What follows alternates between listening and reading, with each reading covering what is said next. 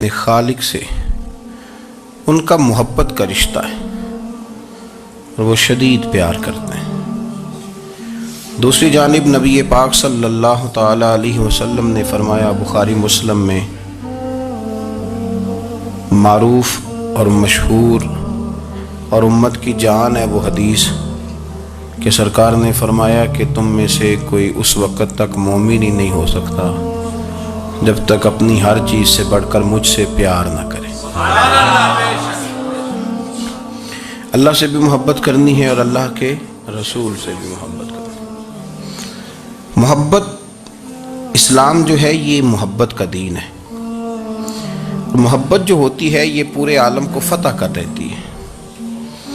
محبت فاتح عالم ہوتی ہے۔ نفرت سے آپ کوئی کامیابی حاصل نہیں کر سکتے۔ محبت ایک ایسی چیز کا نام ہے جو آپ کو دنیا اور آخرت کی تمام کامیابیاں دے دیتی ہے۔ مومن جو ہوتا ہے نا، مومن، اس کا خمیر ہی محبت سے بنایا گیا ہے۔ مشکات میں حدیث ہے، نبی پاک علیہ السلام نے فرمایا، قال المؤمن مع لفم، فرمایا یہ جو مومن ہوتا ہے نا یہ محبت والا ہوتا ہے۔ اور حضور فرمانے لگے اس بندے میں کوئی خیر ہی نہیں، اس میں کوئی بھلائی ہی نہیں جو نہ محبت کرے اور نہ اس سے محبت کی جائے۔ مومن محبت والا ہوتا ہے، الفت والا ہوتا ہے، پیار والا ہوتا ہے، پریم والا ہوتا ہے۔ وہ بندے میں بھلائی نہیں جو نہ پیار کرے اور نہ کوئی اس سے پیار کیا جائے۔ محبت کا فروغ حسن ہے دین کا۔ آپ دیکھیں نا، نبی پاک صلی اللہ علیہ وسلم نے صحابہ کے بارے میں فرمایا کہ میرے صحابہ سے اس لیے محبت کرو کہ یہ میرے صحابہ ہیں۔ اہل بیت نبوت کا معاملہ آیا تو نبی پاک صلی اللہ تعالی علیہ وسلم نے اپنے اہل بیت نبوت کو چادر کے نیچے چھپا کے اور پھر ہاتھ اٹھا کے کہا، اے اللہ یہ میرے اہل بیت ہیں، میں ان سے محبت کرتا ہوں، تو بھی ان سے محبت فرمانا۔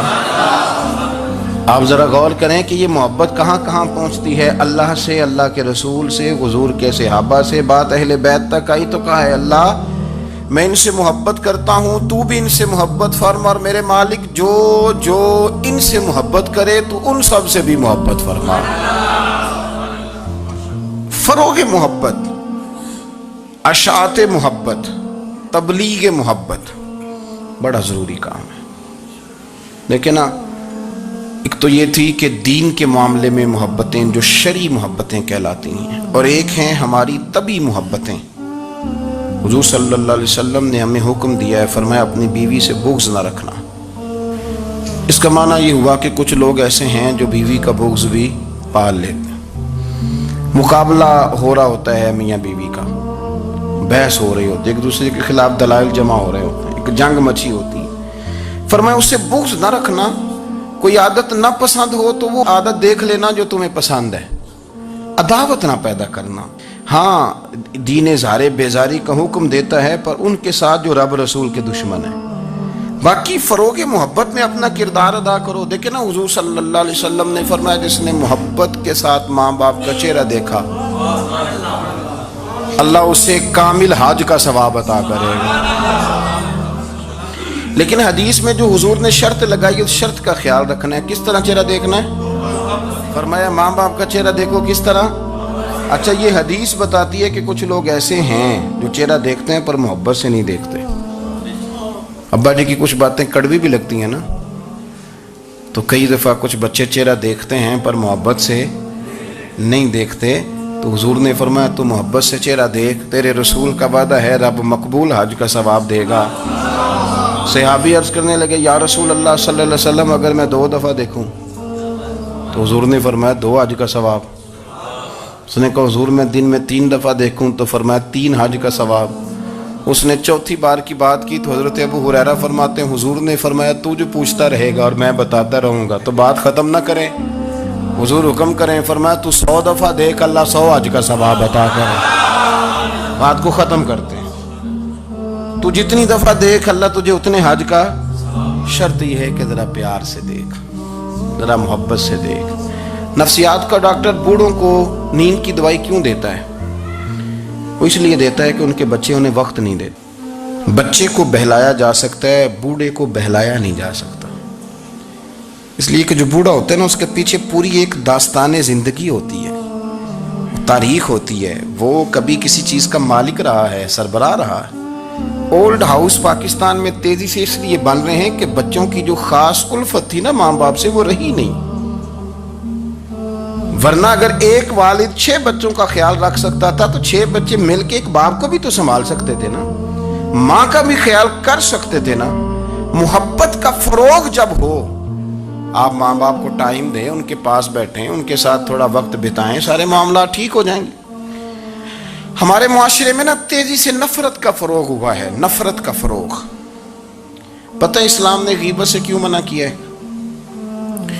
غیبت کا معنی یہ نہیں ہے کہ کسی بندے میں کوئی عیب نہیں پایا جاتا تھا تو آپ نے وہ بیان کر دیا. یہ غیبت نہیں، یہ تو بہتان ہے. کسی میں کوئی عیب نہ پایا جائے تو وہ بیان کرنا وہ غیبت نہیں، وہ تو بہتان ہے. غیبت کی تفصیل یہ ہے، تشریح یہ ہے، غیبت کی تعریف یہ ہے کہ کسی میں کوئی عیب پایا جاتا تھا، آپ نے وہ اس کی غیر موجودگی میں ڈسکس کیا تو اس کا نام غیبت ہے. وہ عیب تھا، آپ سچ ہی بول رہے تھے، آپ ٹھیک کہہ رہے تھے، عیب واقعی تھا. پر اسلام اس کو پسند نہیں کرتا. اسلام کہتا ہے کہ اگر تو سمجھتا تھا یہ عیب ہے تو جا کے اس کی تبلیغ کر، اس کو بتا، اس کو کہہ میاں یہ غلطی چھوڑ دے، تو نے ڈسکس کیوں کیا؟ آپ کسی شخص کے پاس بیٹھیں اور کسی دوسرے آدمی کی تعریف کریں، آپ کہیں کہ بڑا اچھا ہے، بڑا بامروت ہے، مہمان نواز ہے، با اخلاق ہے، وعدے کو وفا کرنے والا ہے، دیانت دار ہے، سچ بولتا ہے، آپ تعریفیں کریں. آپ کسی کے سامنے تعریف کریں گے نا تو بندہ کہے گا یار کسی دن ملاقات تو کرا. اور جب وہ ملے گا تو اس کی آنکھوں کے اندر ایک خاص کشش ہوگی، پیار ہوگا، ملنے کو جی چاہے گا، ایک خاص راحت ہوگی. یہ کب ہوگا؟ جب آپ نے کسی کی تعریف کر دی. لیکن اگر آپ کسی کی غیبت کریں گے، کسی کے بارے میں کہیں گے بڑا غلط ہے جی، لوٹ لیتا ہے جی، چور ہے جی، فاسق ہے جی، تو بندہ اگر کبھی مل بھی گیا تو اس سے سلام لینے کو دل. ہم نے پتہ کیا کیا ہے؟ تیزی کے ساتھ فروغ پایا ہے ہمارے ہاں نفرت کا ماحول، تیزی کے ساتھ فروغ پایا. ہم نے نا تیزی سے، آپ کھول لیں کوئی یوٹیوب کھول لیں، کوئی ایسا چینل کھول لیں، بس لڑائی ہے، فلانا فلانے سے لڑ رہا ہے، فلانا. مذہبی لوگوں کی میں منت کرتا ہوں کہ خدا را دین کو اس طرح کا ماحول تو نہ آپ دیں کہ لوگ کہیں کہ ان میں کوئی شے ہے ہی نہیں، فلانا فلانے کا جواب دے رہا ہے، فلانا فلانے کا، اور بازاری زبان استعمال کی جا رہی. اور ٹھیک ہے، مسلمات جو طے تھے لوگوں نے تو ان کو بھی چھیڑنا شروع کر دیا، اور تضحیق کی جاتی ہے، لفظ اس طرح کے اختیار کیے جاتے ہیں جو ویسے ہی وزادار آدمی بولنا پسند نہیں کرتے. کیا آپ اپنی شکل دکھا رہے ہیں کفر کو کہ یہاں نفرت ہی نفرت ہے؟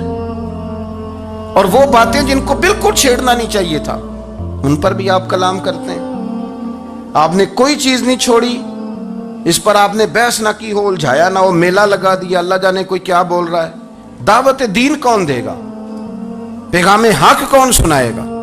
فلانا فلانے کا جواب دے رہا ہے، اور پھر وہ دوسرے کا جواب دے رہا ہے، تیسرا تیسرے پہ تبصرہ کر رہا ہے، چوتھا پانچویں پہ تبصرہ کر رہا ہے. یہ کب تک بات ایسے چلی؟ یہی حال سیاسی لوگوں کا ہے. میرے ملک کا جو نوجوان اب بڑا ہو رہا ہے نا، میں بڑی ذمہ داری سے بتا رہا ہوں، وہ جیسے ہی بڑا ہوتا ہے تو وہ سمجھتا ہے میں ڈاکوؤں کے ملک میں پیدا ہوا ہوں، وہ سمجھتا ہے یہ شاید چوروں کی دھرتی ہے، وہ سمجھتا ہے شاید یہاں سب دھوکے باز ہیں. ہم اس طرح سے نچوڑ کے لوگوں کے دلوں میں نفرت بھری ہے، نچوڑ کے کہ لوگ سمجھنے لگے ہیں اس ملک میں تو کوئی بندہ دیانتدار ہے ہی نہیں، کوئی بندہ اچھا ہے ہی نہیں، کوئی بندہ نیک ہے ہی نہیں. مذاق اڑاتے ایک صاحب میرے پاس آئے ہوئے تھے، کہنے لگے پیر صاحب 11 سال ہو گئے پولیس کی نوکری کرتا ہوں، 1 روپیہ رشوت نہیں لی. وہ چلا گیا، میں نے اسے تھپکی دی تو وہ نکلا ہے تو ایک بندہ کہنے لگا سب انہیں جو ہوتے نہیں نہ سکتا. میں نے کہا یار تو منشی ہے اللہ کی رحمت کا، یہ میرے رسول اللہ کا دین ہے اور قیامت تک لوگ اس پر عمل کریں گے. اس نے 11 سال کا ہے، وہ 40 سال بھی کہتا تو میں ماننے کو تیار ہوں. کیوں کچی باتیں کرتے ہیں؟ آپ نے تو تباہی کر دی، کوئی بندہ ٹھیک نہیں بچا، ایسے میلہ لگا ہوا ہے، اس دھرتی کو آپ برا کہتے ہیں؟ اس کو چوروں کی اور ڈکیت کی اور فراڈ لوگوں کی آپ دھرتی کہتے ہیں؟ یہ وہ دھرتی ہے جس نے داتا گنج بخش علی حجویری جیسے لوگ رکھے ہوئے ہیں، یہ وہ دھرتی ہے جہاں بابا فرید جیسے لوگ بستے ہیں۔ کیا بات کرتے ہیں صاحب؟ یہ اتنے بزرگ ترین لوگ یہاں بستے ہیں اور آپ کیا بات کرتے ہیں؟ اور دیکھیں، میں بالکل ہی غیر سیاسی اور غیر جانبدار رہتا ہوں ملکی معاملات میں، لیکن جس شخص نے پاکستان کو ایٹمی قوت بنانے کے لیے، اب تو بڑی عمارت ہو گئی ہے، غربت میں جس بندے نے کام شروع کیا تھا کہ ایٹمی طاقت بن جائے، اس نے کوئی کام کیا کہ نہیں کیا؟ آپ کو پاورفل بنایا کہ نہیں بنایا؟ کبھی تبصرہ ہوتا ہے اس پر بھی؟ ہمیں لاکھ اختلاف صحیح، ہم بھی بات کرتے ہیں مخالفت میں، لیکن تباہی نہیں اتار دی ہم نے، توہین کر کر کے، نفرت پھیلا پھیلا کے۔ اس سے پہلے جو حکومت گئی شاید اس کا سب سے بڑا مخالف میں ہوں، لیکن ایسا نہیں ہے کہ انہوں نے کوئی کام بھی ایسا نہیں جو اچھا نہ کیا ہو، ایسا نہیں ہے۔ میں ملک بھر میں سفر کرتا رہتا ہوں، میں دیکھتا ہوں بہت ساری جگہیں ایسی ہیں، بہت سارے دیہات ایسے ہیں جس میں بڑے بڑے شاندار روڈ بنائے گئے، کام کیا گیا، ان کی 99 خامیاں اپنی جگہ پر، خوبی کا بھی تو ذکر کریں۔ یہی حال اس گورنمنٹ کا ہو رہا ہے، لاٹھ لے کے لوگ ہیں، یہ بھی گندا وہ بھی گندا۔ آپ کس طرح کی بات کر رہے ہیں؟ آپ نے تو ملک کو یہ نام دے دیا ہے کہ یہاں کوئی اچھا انسان بستا ہی نہیں، مولوی ہیں تو سارے برے ہیں، پیر ہیں تو سارے برے ہیں۔ کیا بات کرتے ہیں صاحب؟ یہ میرے رسول اللہ کی قوم ہے، یہ نبی پاک کی امت ہے، اور حضور نے فرمایا میری امت کبھی گمراہی پر جمع نہیں ہوگی۔ یہ نہیں ہو سکتا سارے لوگ ہی غلط ہو جائیں، لیکن ہم نے تباہی اتار دی۔ جس کے ہاتھ میں سپیکر آتا ہے وہ سب کی پگڑیاں اچھالنا ضروری سمجھتا ہے، جس کے ہاتھ میں قلم آتا ہے وہ کہتا چونکہ میں لکھ رہا ہوں تو میں اکیلا ٹھیک ہوں، باقی سارے غلط ہیں۔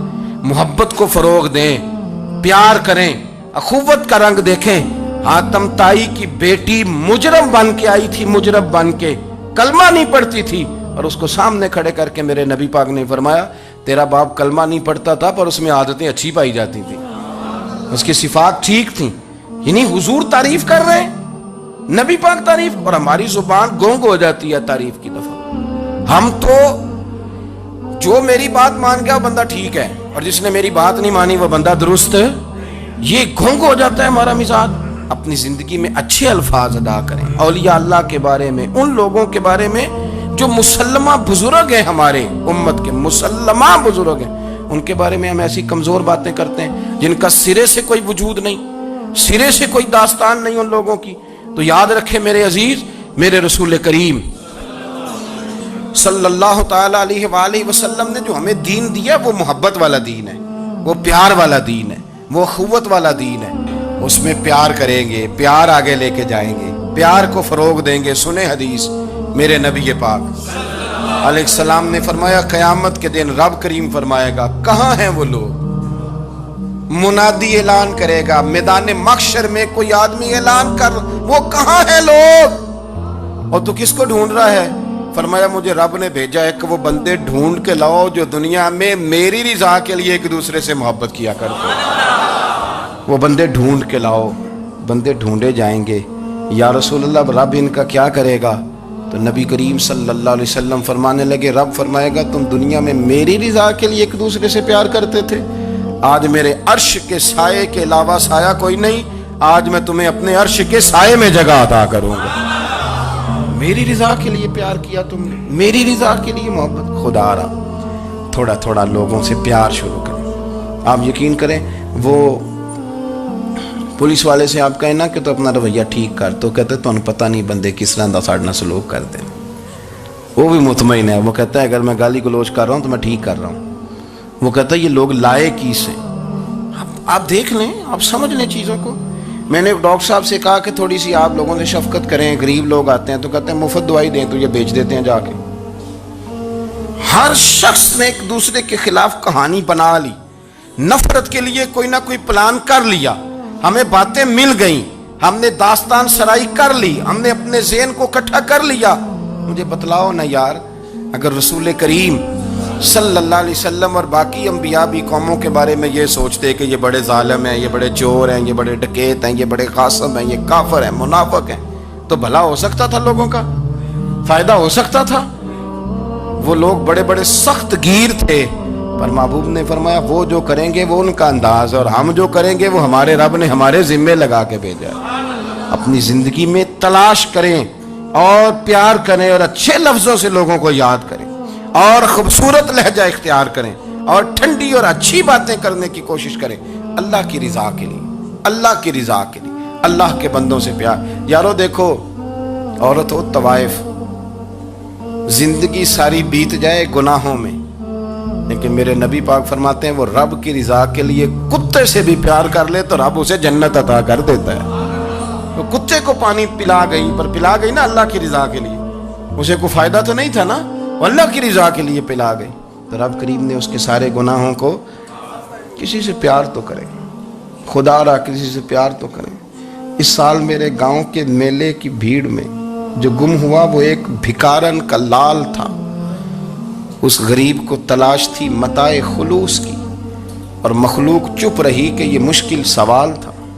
یار کوئی شخص ایسا بچا ہی نہیں جس سے لوگ امید کریں، توقع کریں کہ مجھے یہ اپنا کندھا دے گا میں سر رکھ کے رو لوں گا۔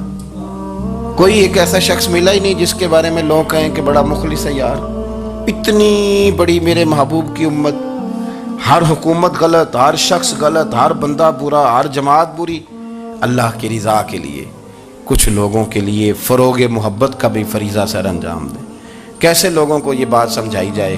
حضرت ابو ادریس خولانی رضی اللہ تعالیٰ عنہ تابعی ہیں، حافظ منذری نے الترغیب و ترہیب میں لکھا ہے، فرماتے ہیں کہ حضرت ابو ادریس خولانی کہ میں دمشق کی جامع مسجد میں گیا تو میں نے ایک چمکدار چہرے والا، سیاہ داڑھی والا، چمکتے دانتوں والا خوبصورت نوجوان نبی پاک کی حدیثیں بیان کرتا دیکھا۔ اس کے چاروں جانب حضور کے غلام بیٹھے تھے۔ میں نے ایک شخص سے کہا یار بڑا حسین چہرہ ہے، بڑا ہی خوبصورت انداز ہے، کون ہے بندہ؟ انہوں نے کہا آپ نہیں جانتے، یہ صحابی رسول حضرت معاذ ابن جبل ہے رضی اللہ تعالی عنہ۔ حضرت معاذ ابن جبل کا انتقال بھی کوئی 40 سال کی عمر سے پہلے ہو گیا تھا، لیکن ان پر حضور کا اعتماد اتنا تھا کہ حضور نے اپنی حیات ظاہرہ میں گورنر بنایا انہیں صوبے۔ چمکدار دانت، حدیثیں بیان کر رہے ہیں۔ حضرت ابو ادریس خولانی رضی اللہ تعالیٰ عنہ کہتے ہیں رش بڑا تھا، میرے دل میں خواہش ہوئی کہ آج تو لوگ زیادہ ہیں، کل آؤں گا ملاقات کروں گا۔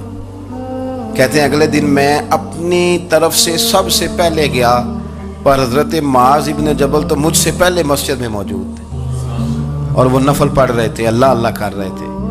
تو میں نے ان کے ساتھ سلام لی، فرمانے لگے کیسے آئے ہو؟ تو میں نے کہا حضور کل آپ کو دیکھا ہے، آپ کی باتیں سنی ہیں، تو گویا آپ کا تو چہرہ ساری رات میری آنکھوں کے سامنے رہا ہے، تو میں تو سویرے زیارت کی غرض سے حاضر ہوا ہوں۔ اللہ کی رضا کے لیے مجھے آپ اچھے لگیں، اللہ کی رضا کے لیے۔ کوئی بندہ ایسا بھی تو ہو نا، کوئی غریب، کوئی مسکین، کوئی عالم، کوئی صوفی، کوئی درویش، کوئی ذاتی تعلق نہ ہو، تعلق کیا ہو؟ اللہ کے لیے۔ آپ مجھے اچھے لگیں۔ حضرت سیدنا معاذ ابن جبل فرمانے لگے واقعی ایسا ہی ہے؟ عرض کی حضور بالکل ایسا ہی ہے۔ تو فرماتے میں نے چادر لی ہوئی تھی، حضرت معاذ ابن جبل نے میری چادر کو پکڑ کے کھینچا، فرمایا پکی بات کر یار۔ میں نے کہا حضور پکی کر رہا ہوں۔ تو فرمانے لگے سن پھر میں نے نبی کریم سے سنا ہے، رسول کریم علیہ السلام نے فرمایا جو دو بندے رب کی رضا کے لیے پیار کرتے آپس میں، اللہ ان دونوں سے محبت فرماتا ہے۔ سن پھر اس کو یاد رکھنا، اللہ ان دونوں سے محبت کرتا ہے۔ حضرت ابو ادریس خولانی سے کوئی پوچھتا تھا نا کہ دنیا میں جانا ہے تو سرمایہ کیا ہے، تو فرماتے تھے یہ جو میں نے چادر لی ہوئی ہے نا، اس چادر کے اندر میرا وجود ہے، اور وجود کے اندر میرا دل ہے، اور دل کے اندر میں نے حضرت معاذ ابن جبل کو رکھا ہوا ہے، میں نے وہاں ان کا ٹھکانہ بنایا ہوا ہے، وہاں ان کا ٹھکانہ ہے۔ یہ دور ہی نکتہ چی ہے، کہیں چھپ کے بیٹھ جا، اور جس دل میں تو مکی ہے وہیں چھپ کے بیٹھ جا۔ اقبال کہتے ہیں جس دل میں تو مکی ہے وہیں چھپ کے بیٹھ جا۔ دوستو رسول اللہ صلی اللہ علیہ وسلم کے غلاموں نے مالک کی رضا کے لیے لوگوں سے پیار، فروغ محبت میں کردار ادا کیا، اور بہترین کردار۔ آپ اپنی زندگی میں کچھ چیزیں ایسی بنائیں جن میں فقط اللہ کی رضا کے لیے محبت، خالق کی رضا کے لیے پیار، خالق کی رضا۔ آپ یقین کریں اگر تھوڑا تھوڑا کر کے ہم اس محبت کو فروغ دیں نا اپنے دلوں میں، تو بہت سارے بادل چھٹیں گے، ہم نے نا وہ تیزی سے دولت کو، لالچ کو، میں اکثر کہتا ہوں کہ میاں بیوی کا جو رشتہ ہوتا ہے نا، اس کو اللہ پاک نے نا قرآن پاک میں اپنی نشانیوں میں سے ایک نشانی قرار دیا ہے۔ ان دونوں کی وجہ سے گھر چلنا ہے، بچوں کی پرورش ہونی ہے، نظام زندگی۔ آپ گھر سکون کے لیے جاتے ہیں، اطمینان کے لیے۔ آپ اپنے گھر کے اندر جیسے بھی ہوں، آپ کہتے ہیں یہاں مجھے کوئی پریشانی، یہ میرا اپنا بیڈ ہے، اپنا بستر ہے۔ لیکن اگر اسی رشتے میں جب آپ بیج بوئیں تو سب سے پہلے دولت کا بوئیں۔ اگر لڑکے والے یہ لالچ کرتے ہیں نا لڑکی کیا لے کے آئے گی، تو لڑکی والوں کا بھی لالچ ہوتا ہے کہ لڑکا کماتا کیا ہے۔ ان کو بھی پتا ہوتا ہے کہ کتنے پیسے لاتا ہے، کیا کمائی ہے، کتنا کچھ جھاڑو پھیر لیتا ہے۔ آپ نے جب بنیاد یہ رکھی، مجھے دیانتداری سے بتانا کہ پورا نیک ہو، پورا شریف ہو، پورا پرہیزگار ہو، لیکن دولت صحیح نہ کماتا ہو تو رشتہ آسانی سے ہو جاتا ہے۔ وہ بس سارا کچھ ٹھیک ہے، کمائی تھوڑی سی کم ہے، وہ مشکل سے گزارا ہوگا، وہ کہتے ہیں نہیں جی نہیں، بھوکے تو نہیں نہ مرنا۔ کیوں؟ ہم نے اس کے اندر جب دولت کو شامل کر لیا، آ گئی دولت، تب جس رشتے کی بنیادی دولت پہ ہوگی وہاں آپ وفا تلاش کریں گے، وہاں آپ خلوص تلاش کریں گے، وہاں ہم للہیت تلاش کریں گے، اللہ کرے ہو جائے۔ لیکن وہ ہمارے مائنڈ سیٹ میں یہ بات ہوتی ہے کہ یہ جو معاملہ ہے یہ گڑبڑ ہے۔ اگر رضا الہی مقصود ہو، اگر اللہ کی رضا مقصود ہو، حضرت فاطمہ بنت قیس ایک صحابیہ تھیں، انہیں طلاق ہو گئی، ان کے لیے دو رشتے آئے، ایک حضرت عبد الرحمن ابن عوف کا مالدار ترین آدمی تھے، اور ایک حضور کے غلام تھے، وہ بڑے غریب تھے، مسکین تھے۔ ان کے والدین کی خواہش تھی کہ عبد الرحمن ابن عوف سے شادی ہو جائے، وہ بھی تو بڑے نیک ہیں، پارسا ہیں، عشرہ مبشرہ ہیں۔ حضرت فاطمہ بنت قیس نے کسی بندے کی ڈیوٹی لگائی، کہنے لگی پتہ کرو نبی پاک کی رضا کیا ہے، حضور کی رضا کدھر ہے؟ تو پتہ چلا حضور کی خواہش غریب کی طرف ہے۔ تو وہ خاتون اپنے ماں باپ کو کہنے لگی میرا نا اس غریب سے رشتہ کرا دو۔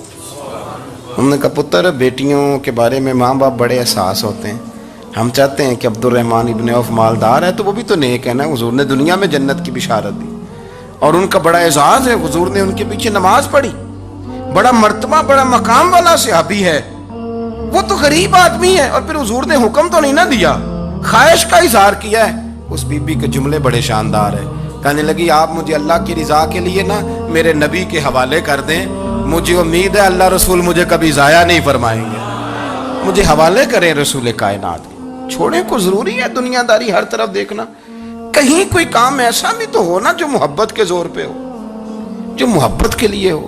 کوئی ہمارے پاس بڑے سارے لوگ آتے ہیں، بڑے سارے لوگ آتے ہیں، اور ہم اس قابل بھی نہیں جتنے لوگ آ جاتے ہیں، میں صحیح کہہ رہا ہوں، بالکل کوئی حیثیت نہیں، 1% بھی۔ جب پلٹ کے دیکھتے ہیں تو شرم آتی ہے کہ یار اتنی دور سے بندہ چل کے آگے، اس کو کیسے سمجھائیں، کس طرح کر کے۔ تو ایک آدھ دن پہلے ایک بزرگ آ گئے، اور وہ اچھے صاف ستھرا ان کا مزاج تھا، بڑے شاندار، تو میں زیارت کے لیے ہوں، تو میں نے کہا زیارت شیارت والا تو کھاتا کوئی نہیں، چلو آپ آ گئے ہیں تو کوئی حکم کریں۔ تو کہنے لگے کوئی حکم نہیں، میں اللہ کی رضا کے لیے آیا ہوں۔ یہ کوئی تقریر نہیں تھی، یہ خطبہ نہیں تھا، نہ ان کے سامنے سپیکر تھا، نہ وہ شور کر رہے تھے، نہ وہ نعرے لگوا رہے تھے، نہ وہ ہاتھوں پہ ہاتھ مار رہے تھے۔ اور اس بندے نے کہا اللہ کی رضا کے لیے آؤں، تو وہ بھی رو پڑے تو میں بھی رو پڑا، ختم ہو گئی بات۔ اب بات کو سمجھیں، یہ اتنا تگڑا رشتہ ہے نا یار۔ کسی رشتے کے بیچ برادری ہوتی ہے، کسی رشتے کے بیچ خاندان ہوتا ہے، کسی رشتے کے بیچ قبیلہ ہوتا ہے، کسی رشتے کے بیچ رنگ نسل ہوتی، وہ کتنا تگڑا رشتہ ہے کہ دو بندوں کا رشتہ ہو، ایک بیچ میں خدا ہو، دوسرے محمد مصطفیٰ ہو۔ آپ کتنا اسے مضبوط رشتہ سمجھیں گے جس کے بیچ اللہ رسول ہو۔ اتنا تگڑا رشتہ، اتنا مضبوط تعلق، اتنی وسعت اس کے اندر، اللہ کی رضا کے لیے۔ حضرت موسیٰ کلیم اللہ علی نبینا علیہ الصلوۃ والسلام سے رب کریم نے فرمایا، کہا اے موسیٰ میری رضا کے لیے بھی کوئی کام کیا ہے؟ حضرت موسیٰ علیہ السلام نے عرض کی یا اللہ میں نے تبلیغ کی، تو فرمایا وہ تو آپ کی ذمہ داری تھی۔ امام غزالی نے روایت لکھی ہے، اے اللہ میں نے آپ کے تمام احکامات پہ عمل کیا، موسیٰ وہ تو آپ نے کمال کیا، اللہ کے پیغمبر ہیں، میری رضا کے لیے تو یا اللہ تیری رضا کے لیے کیا ہے؟ تو رب کریم نے فرمایا کسی بندے سے صرف اس لیے پیار کیا ہے کہ وہ اللہ کا بندہ ہے، فقط اس لیے پیار کیا ہو کہ وہ اللہ کا بندہ ہے فقط اس لیے۔ میرے عزیز آپ بات کو سمجھیں، زندگی میں فروغ محبت پر کچھ کام کریں، کچھ تھوڑا سا کوشش کریں گرد جھاڑنے کی، کچھ گرد جھاڑنے کی۔ ہم نے نا ایک سٹیٹس بنا لیا ہے، اب تو مسلمان پہلے فرقوں میں بٹے، قبیلوں میں بٹے، اب شہروں میں بٹ گئے۔ آپ کبھی گجرانوالا کے لوگوں سے پوچھو نا گجرات تو کہتے ہو گجرات والے تو اللہ بچائے، کہتے ہیں کہ نہیں؟ گجرات کے لوگوں سے پوچھے گجرانوالا تو کہتے ہوتے کھاندے ہی بڑا نے، کس کی بات کر رہے ہیں؟ تو گجرانوالا والوں سے پوچھیں لاہور والے کہتے توبہ لاہوریا جی۔ صحیح کون ہے؟ کوئی بھی نہیں۔ کیوں؟ اس لیے کہ ہم نے ہر شہر کے لیے کہاوت بنا لی ہے۔ میں صحیح کہہ رہا ہوں، ہر قبیلے کے لیے کوئی نہ کوئی، یہ ہم نے ظلم کیا اپنی جان، یہ ہم نے زیادتی کی، کہانیاں بن گئی، کہاوتیں بن گئی، شہروں کے لیے، علاقوں کے لیے، قبیلوں کے لیے۔ مقصود کیا تھا؟ کسی طریقے سے نفرت پروان چڑھے۔ کھانا ہے نا، کھانا تو آپ جو کھانا کھاتے ہیں وہ اپنے ذائقے کے مطابق کھاتے ہیں۔ سندھ کے لوگ جو کھانا کھاتے ہیں وہ اپنے، آپ کا کوئی حق نہیں آپ ان کے کھانے پر تنقید کریں، اس لیے کہ ان کا ذائقہ وہ ہے، اور ان کا بھی کوئی حق نہیں وہ آپ کے کھانے پر تنقید کریں، اس لیے کہ آپ کا ذائقہ۔ لیکن طنز کرتے ہیں، جو بات سمجھانا چاہتا ہوں وہ یہ ہے کہ ہم طنز کرتے ہیں، تنقید کرتے ہیں، تضحیک آمیز لہجہ ہمارا ہوتا ہے، اس لہجے کے اندر کمزوری ہوتی ہے، اس کے اندر اس طرح کی بناوٹ ہوتی ہے کہ محسوس ہوتا ہے کہ ہم سامنے والے کو بڑا نفرت کی نظر سے دیکھتے ہیں۔ یہ رویہ کبھی اختیار نہ کریں، اپنی زندگی میں کوشش کریں خلوص کے ساتھ، للہیت کے ساتھ۔ میرے نبی پاک علیہ وسلم نے صحابہ سے پوچھا تھا بتاؤ دین کی مضبوط گرہ کون سی ہے، مضبوط گرہ دین کی؟ تو ایک صحابی نے کہا یا رسول اللہ نماز، پانچوں وقت مسلمان جمع ہوتے ہیں، ایک دوسرے کا حال احوال پوچھتے ہیں، تو اس گرہ میں مسلمان بندے رہتے ہیں۔ حضور نے فرمایا تم نے بات ٹھیک کی پر میری مراد کو نہیں پہنچے۔ ایک صحابی نے عرض کی یا رسول اللہ صلی اللہ علیہ وسلم زکوٰۃ، امیر غریب کو زکوٰۃ دیتا ہے تو دونوں کا رشتہ مضبوط ہو جاتا ہے، تو یہ بہت بڑی گرہ ہے۔ تو حضور نے فرمایا بات تمہاری ٹھیک ہے پر تم میری مراد کو نہیں پہنچے۔ تو تیسرے نے عرض کی حضور حج، مختلف رنگوں کے، قبیلوں کے، نسلوں کے، علاقوں کے لوگ آتے ہیں، ایک ہی لباس پہنتے ہیں، ایک ہی بولی بولتے ہیں، لبیک اللہم لبیک، تو یہ بہت بڑی مضبوط گرہ ہے۔ نبی پاک صلی اللہ علیہ وسلم نے فرمایا بات تمہاری ٹھیک ہے پر تم میری مراد کو نہیں پہنچے۔ تو صحابہ نے عرض کی حضور پھر آپ ہی بتا دیں کہ اسلام کی مضبوط گرہ کون سی ہے جس میں مسلمان جڑ جائیں گے؟ نبی پاک نے فرمایا مضبوط گرہ محبت ہے، اللہ کی رضا کے لیے پیار کرو، لوگوں سے پیار کرو۔ کوئی بندہ پھر تمہیں تلخ بھی ملے گا نا تو تم چونکہ اس کے لیے نہیں کر رہے، اللہ کے لیے کر رہے ہو، تو پھر تمہارے لیے سہنا بھی آسان ہو جائے گا، دیکھنا اور پرکھنا بھی آسان ہو جائے گا۔ رضائے الہی کی خاطر لوگوں کا پیار، بخاری مسلم میں ہے، نبی پاک علیہ السلام نے فرمایا ایک شخص اپنی بستی سے چلا لمبے سفر پہ دوسری بستی جانے کے لیے، تو رستے میں فرشتہ ملا انسانی شکل میں۔ اس نے پوچھا کہاں جا رہے ہو؟ اس نے کہا اپنے بھائی سے ملنے جا رہا ہوں۔ فرشتہ پوچھنے لگا اس کا کوئی احسان ہے تمہارے اوپر، کوئی لین دین ہے؟ اس نے کہا نہیں۔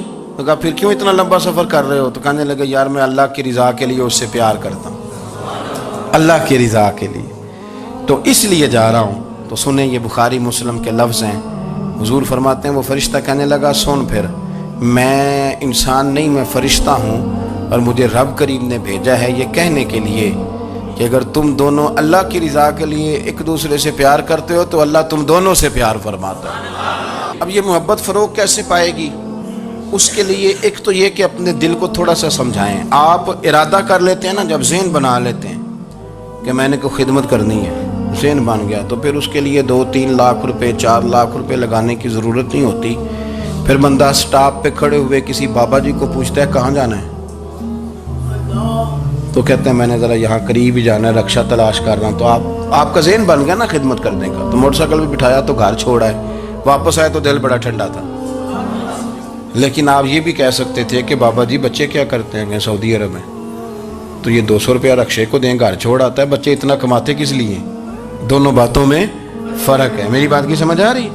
آپ اللہ کی رضا جب اپنا لیتے ہیں تو پھر کوئی کہانی جنم نہیں لیتی، لیکن جب یہ رنگ نہیں ہوتا پھر کہانیاں ہیں، پھر داستانیں ہیں، پھر بڑی بڑی باتیں، پھر بڑے بڑے لمبے لوگوں کے پاس پلاننگ ہے.